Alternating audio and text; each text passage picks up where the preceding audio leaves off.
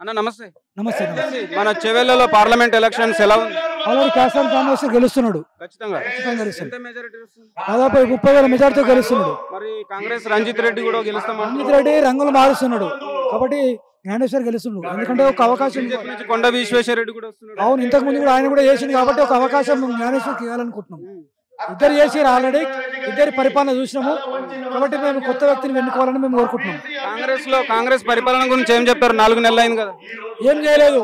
ఇప్పుడు ఏం చేయలేదంటే 2,000 ఇస్తా 2,000 ఇస్తానది ఆడపిల్లకు ఏం లేదు, ఫ్రీ బస్ ఇచ్చింది. తర్వాత చేసినటువంటి 5 గ్యారెంటీలో ఒకటే ఒక గ్యారెంటీ ఆ బస్ ఒకటే తప్పితే మిగతా ఎన్ని ఎట్లే ఉన్నాయి. ఏం చేయలేదు కూడా కాంగ్రెస్. తెలంగాణలో 17 ఎంపీ స్థానాల్లో బీఆర్ఎస్ ఎన్ని గెలుస్తుంది? 10 గెలుస్తుంది.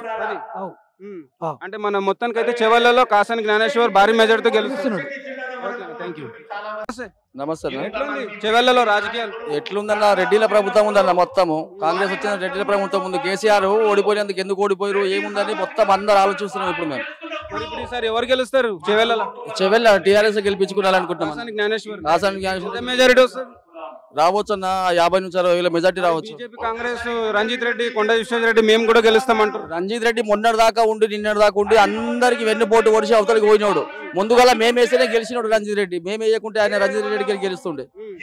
ఇప్పుడు అదే చేసినాం. ఆయనకు ఎంతో ఓటమి రుచి చూపెట్టాలని ఆశిస్తాను. 4 నెలల కాంగ్రెస్ గవర్నమెంట్ గురించి ఏం చెప్తారు? ఏమి అన్ని ఇస్తాం. 2 లక్షల రుణమాఫీ ఎటువాయే, రైతు బంధు ఎటువాయే, కళ్యాణ లక్ష్మి ఎటువాయే, ఏది ఒకటి లేదు. బస్సు బిల్ అంటాడు, కరెంట్ బిల్ అంటాడు. ఎవరికి ఇస్తున్నాడు?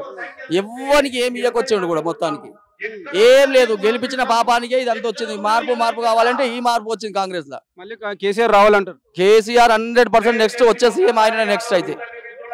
అయితే కాసాని జ్ఞానేశ్వర్ గెలవాలంటారు చెవెళ్ల నుంచి. 60-70 వేల మెజార్టీ ఖచ్చితంగా గెలుస్తాడు. ఓకేనా, థ్యాంక్ యూ.